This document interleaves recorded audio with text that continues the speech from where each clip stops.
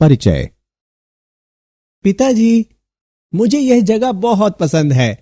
यह पार्क बहुत सुंदर है और यह प्रकृति से भरपूर है।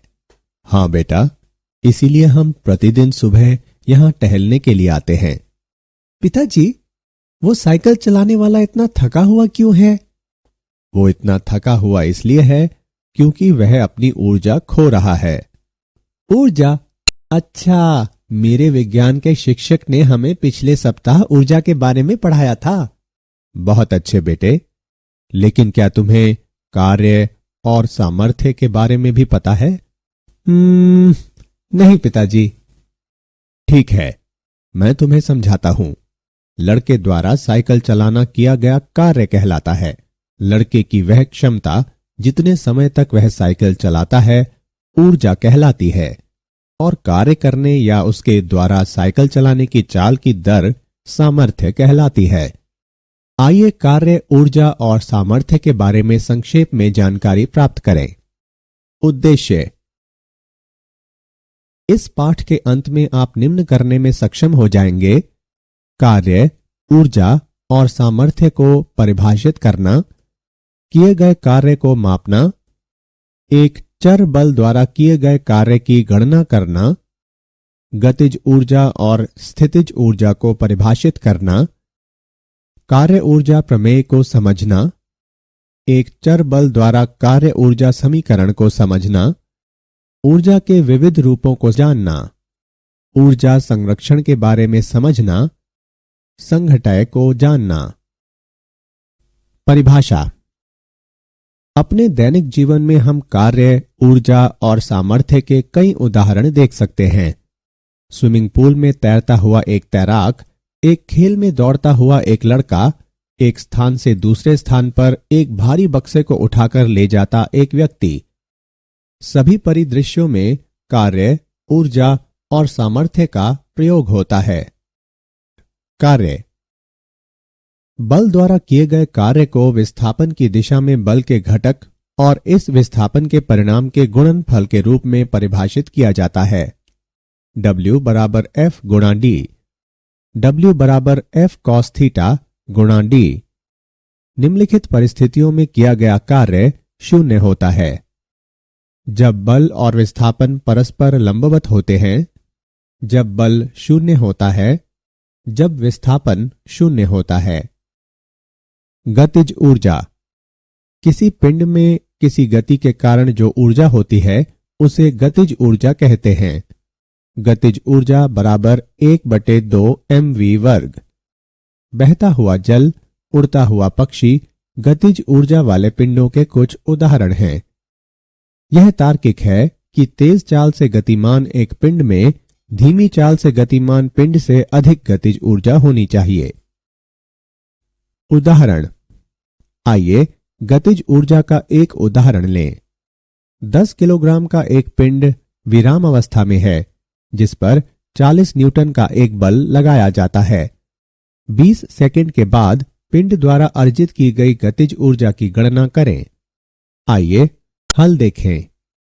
दिए गए मान हैं m बराबर 10 किलोग्राम, u बराबर 0, f बराबर 40 न्यूटन, t बराबर 20 सेकेंड, v बराबर u प्लस at का प्रयोग करने पर हमें प्राप्त होता है v बराबर 80 मीटर प्रति सेकेंड।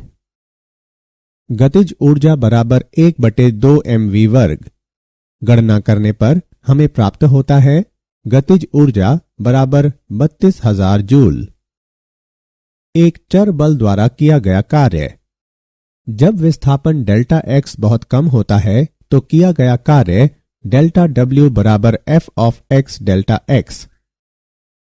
क्रमागत आयताकार क्षेत्रफलों को जोड़ने पर किया गया कुल कार्य W लगभग f ऑफ x और डेल्टा x के गुणनफल की प्रारंभिक स्थिति xi से अंतिम स्थिति xf तक योगफल के बराबर है। सभी आयतों के क्षेत्रफलों को जोड़ने पर हमें प्राप्त होता है डेल्टा x टेंड्स टू 0 वक्र के अंदर क्षेत्रफल पूरी तरह से f ऑफ x द्वारा किए गए कार्य के बराबर है।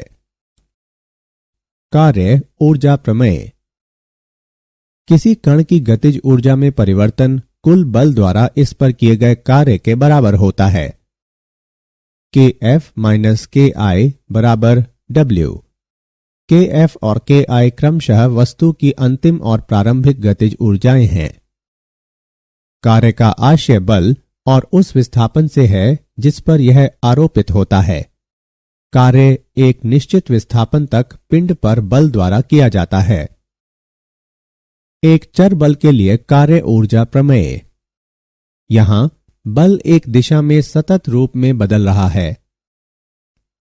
गणना करने पर dk बटे dt बराबर d बटे dt गुणा 1/2 mv वर्ग हम प्राप्त करते हैं dk बटे dt बराबर f गुणा dx बटे dt। इससे प्राप्त होता है dk बराबर f dx। अब प्रारंभिक स्थिति xt से अंतिम स्थिति xf तक समाकलन करने पर हम पाते हैं kf माइनस kt बराबर कार्य। यही एक चर बल के लिए कार्य ऊर्जा प्रमेय है। कार्य ऊर्जा प्रमेय में समय अंतराल का समाकलन शामिल है। यह ध्यान रखना चाहिए कि यह अदिश रूप में है। स्थितिज ऊर्जा। पिंड की स्थिति या आकार के कारण इसमें जो ऊर्जा होती है उसे स्थितिज ऊर्जा के रूप में परिभाषित किया जाता है। उदाहरण के लिए बांध में संचित जल, एक पहाड़ी पर रखा पत्थर, धनुष की तनी हुई डोरी आदि। जब किसी पिंड को बिना त्वरण के जमीन से ऊपर ऊंचाई तक उठाया जाता है तो गुरुत्वाकर्षण के विरुद्ध कार्य किया जाता है और यह कार्य पिंड में स्थितिज ऊर्जा के रूप में संचित हो जाता है। अतः स्थितिज ऊर्जा बराबर mgh। अब पिंड को नीचे की ओर छोड़ा जाए तो इसकी चाल बढ़ती जाती है। जमीन से टकराने से ठीक पहले इसकी चाल v की घात 2 बराबर 2gh। इस समीकरण को इस प्रकार लिखा जा सकता है 1/2 mv वर्ग बराबर mgh। यांत्रिक ऊर्जा का संरक्षण। किसी निकाय की कुल यांत्रिक ऊर्जा संरक्षित रहती है यदि इस पर कार्य करने वाले बल संरक्षी हों। आइए इसे एक उदाहरण से समझें। विचार करें कि आरंभ में m द्रव्यमान का कोई पिंड जमीन से h ऊंचाई पर बिंदु B पर रखा है। B पर पिंड की यांत्रिक ऊर्जा है mgh। मान लें कि B से x दूरी पर एक बिंदु A है और यदि A पर पिंड का वेग u हो तो u वर्ग बराबर 2gx। A पर पिंड की यांत्रिक ऊर्जा बराबर A पर पिंड की गतिज ऊर्जा प्लस A पर पिंड की स्थितिज ऊर्जा। इसकी गणना करने पर हम प्राप्त करते हैं A पर पिंड की यांत्रिक ऊर्जा mgh है। यदि जमीन से टकराने से ठीक पहले पिंड का वेग v हो तो v वर्ग बराबर 2gh। यहां O पर पिंड की यांत्रिक ऊर्जा बराबर O पर पिंड की गतिज ऊर्जा प्लस O पर पिंड की स्थितिज ऊर्जा। इसकी गणना करने पर हम प्राप्त करते हैं O पर पिंड की यांत्रिक ऊर्जा mgh है। सभी उपरोक्त समीकरणों से स्पष्ट है कि किसी पिंड की यांत्रिक ऊर्जा इसके मुक्त रूप से गिरते समय संरक्षित रहती है। एक स्प्रिंग की स्थितिज ऊर्जा। जब किसी स्प्रिंग को बिना किसी त्वरण के फैलाया या संपीडित किया जाता है तो एक बाह्य बल द्वारा कुछ कार्य किया जाता है। यह कार्य स्प्रिंग में स्थितिज ऊर्जा के रूप में संचित हो जाता है। जब एक स्प्रिंग को फैलाया या संपीडित किया जाता है तो इसी प्रत्यस्थता के कारण स्प्रिंग में एक प्रत्यानयन बल उत्पन्न होता है जो इसकी लंबाई में परिवर्तन के अनुक्रमानुपाती होता है। प्रत्यानयन बल को इस प्रकार व्यक्त किया जाता है F अनुक्रमानुपाती x। F बराबर -kx, जहां k बराबर स्प्रिंग का बल नियंत्रांक है और ऋण चिन्ह प्रदर्शित करता है कि यह सदैव परिवर्तन की विपरीत दिशा में कार्य करता है। तब इसका क्षण आवश्यक बाह्य बल F बराबर kx इसकी लंबाई में और dx परिवर्तन करने में बाह्य बल द्वारा किया गया कार्य है। dw बराबर F सदिश और dx सदिश का डॉट गुणनफल। या dw बराबर kx dx। अब इसकी लंबाई में L परिवर्तन करने में बाह्य बल द्वारा किए गए कार्य की मात्रा W बराबर dw का समाकलन। इसकी गणना करने पर हम प्राप्त करते हैं W बराबर 1/2 kl वर्ग। तब स्प्रिंग की लंबाई में L परिवर्तन करने पर इसकी स्थितिज ऊर्जा है स्थितिज ऊर्जा बराबर W। स्थितिज ऊर्जा बराबर 1/2 kl वर्ग। ऊर्जा के विविध रूप। ऊर्जा कई रूपों में पाई जाती है जो एक से दूसरे में रूपांतरित हो जाती है। वे इस प्रकार हैं: ऊष्मीय ऊर्जा, रासायनिक ऊर्जा, विद्युत ऊर्जा, नाभिकीय ऊर्जा। ऊष्मीय ऊर्जा। प्राचीन काल में मानव पत्थरों को रगड़कर आग जलाया करते थे। यहां घर्षण द्वारा किया गया कार्य ऊष्मीय ऊर्जा के रूप में रूपांतरित हो जाता है। इससे पत्थरों की आंतरिक ऊर्जा बढ़ जाती है। जब पत्थरों का तापमान एक निश्चित सीमा तक बढ़ जाता है तो आग की एक चिंगारी उत्पन्न होती है। रासायनिक ऊर्जा। रासायनिक अभिक्रिया में भाग लेने वाले अणुओं की बंधन ऊर्जाएं अलग अलग होती हैं। एक रासायनिक अभिक्रिया सामान्यतः परमाणुओं की पुनर्व्यवस्था होती है। रासायनिक अभिक्रियाओं के दो प्रकार हैं: ऊष्माक्षेपी अभिक्रिया और ऊष्माशोषी अभिक्रिया। ऊष्माक्षेपी अभिक्रिया। इस अभिक्रिया में अभिकारकों की कुल ऊर्जा अभिक्रिया के उत्पादों से अधिक होती है और ऊष्मा मुक्त होती है। ऊष्माशोषी अभिक्रिया। इस अभिक्रिया में अभिकारकों की कुल ऊर्जा अभिक्रिया के उत्पादों से कम होती है और ऊष्मा अवशोषित होती है। विद्युत ऊर्जा। विद्युत आवेश और धारा एक दूसरे को आकर्षित या प्रतिकर्षित करते हैं। इस प्रकार एक दूसरे के सापेक्ष उन्हें गति कराने के लिए सामान्यतः कार्य करने की जरूरत होती है। इस कार्य से संबद्ध ऊर्जा विद्युत ऊर्जा कहलाती है। नाभिकीय ऊर्जा। एल्बर्ट आइंस्टाइन 1879 से 1955 ने दिखाया कि द्रव्यमान और ऊर्जा समतुल्य हैं और एक संबंध द्वारा संबंधित हैं। E बराबर mc वर्ग, जहां c निर्वात में प्रकाश की चाल है। नाभिकीय अभिक्रियाओं में दो प्रकार हैं। वे हैं नाभिकीय संलयन और नाभिकीय विखंडन अभिक्रियाएं। नाभिकीय संलयन। सूर्य की ऊर्जा का स्रोत नाभिकीय संलयन का एक उदाहरण है।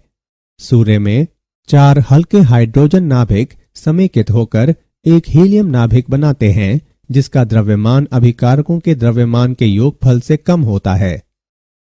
यह द्रव्यमान अंतर द्रव्यमान दोष डेल्टा M कहलाता है, जो ऊर्जा का स्रोत है। नाभिकीय विखंडन। नाभिकीय विद्युत संयंत्र नियंत्रित नाभिकीय विखंडन का उपयोग करता है। विखंडन में एक भारी नाभिक जैसे यूरेनियम 235 92 एक न्यूट्रॉन द्वारा हल्के नाभिकों में टूटता है। ऊर्जा संरक्षण।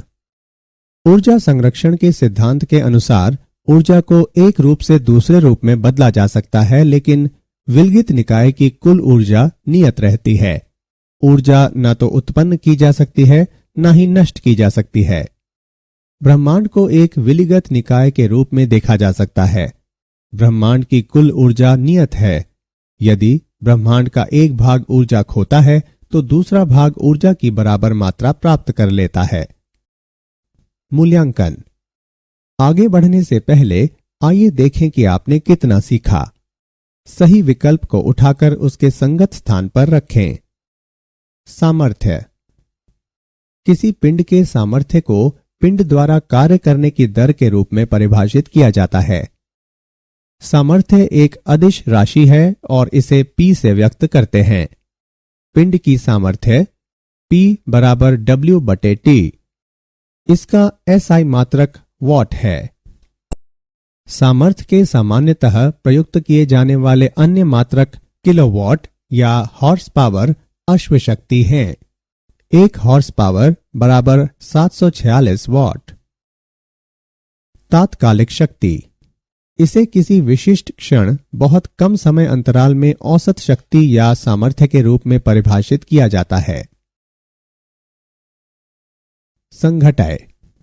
दो पिंडों के मध्य संघटय को बहुत ही कम समय अंतराल के लिए पारस्परिक अन्योन्य क्रिया की प्रक्रिया के रूप में परिभाषित किया जाता है, जिसके कारण संपर्क में आने वाले पिंडों की ऊर्जा और संवेग परिवर्तित हो जाते हैं। संघटय दो प्रकार का होता है। प्रत्यास्थ संघटय। यह संघटय का वह प्रकार है जिसमें निकाय का संवेग और गतिज ऊर्जा दोनों संरक्षित रहते हैं। अप्रत्यास्थ संघटय। यह संघटय का वह प्रकार है जिसमें निकाय का संवेग तो संरक्षित रहता है, जबकि निकाय की गतिज ऊर्जा संरक्षित नहीं रहती है। एक दिशा में प्रत्यस्थ संघटय। दो पिंडों के मध्य एक ऐसा प्रत्यस्थ संघटय है जिसमें संघटय के पहले और बाद में वे एक ही सीधी रेखा में गति करते हैं। दो दिशाओं में प्रत्यस्थ संघटय।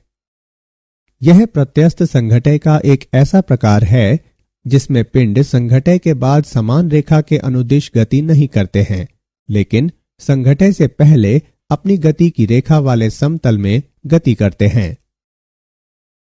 क्या आप जानते हैं, जेम्स वॉट एक व्यापारिक परिवार में पैदा हुए थे। उन्होंने स्कॉटलैंड में इंजीनियरिंग का कार्य किया। उन्होंने भाप इंजन को इस सीमा तक सुधार दिया कि अधिकांश लोग यह सोचते हैं कि वॉट ही भाप इंजन के आविष्कारक हैं। यह ध्यान रखना रोचक है कि मूलतः भाप इंजन का विकास न्यूकोमेन ने किया था। कार्य एक ऊर्जा है जिसे वस्तु पर कार्यरत बल के साधनों द्वारा एक वस्तु में या से स्थानांतरित किया जाता है। वस्तु को स्थानांतरित ऊर्जा धनात्मक कार्य होती है और वस्तु से स्थानांतरित ऊर्जा ऋणात्मक कार्य होती है। स्थितिज ऊर्जा की अवधारणा केवल संरक्षी बलों के मामले में ही पाई जाती है।